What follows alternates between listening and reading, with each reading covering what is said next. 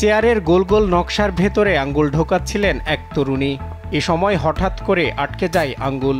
শত চেষ্টা করেও বের করতে না পেরে শেষ পর্যন্ত ফায়ার সার্ভিসকে ডেকে আনতে হয় ওই তরুণীর আঙ্গুল উদ্ধার করতে।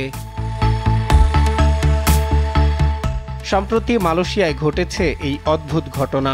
তরুণীর এমন কর্মকাণ্ড দেখে হাসছিলেন তার পাশে থাকা মানুষগুলো। সেই সময় একজন ভিডিও করে সামাজিক যোগাযোগ মাধ্যমে পোস্ট করতেই তা মুহূর্তেই ভাইরাল হয়। বিভিন্ন সংবাদ মাধ্যম সূত্রে জানা গেছে, ঘটনাটি ঘটেছে গত 1 নভেম্বর। সেদিন ওই নারীর ডান হাতের কনিষ্ঠাঙ্গুল প্লাস্টিকের চেয়ারের আসনের ছোট গোল ছিদ্রে আটকে যায়। শত চেষ্টা করেও আঙ্গুল বের করতে না পেরে তিনি শেষ পর্যন্ত ফায়ার অ্যান্ড রেস্কিউ টিম ডিপার্টমেন্টে যোগাযোগ করেন।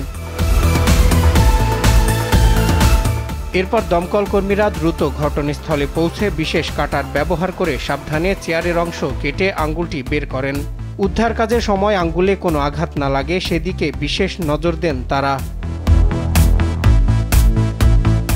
সামাজিক যোগাযোগ মাধ্যমে ছড়িয়ে পড়া ভিডিওতে দেখা যায় ভুক্তভোগী নারী শান্তভাবে বসে আছেন আর উদ্ধারকর্মীরা সতর্কতার সঙ্গে চেয়ারের প্লাস্টিক কেটে দিচ্ছেন।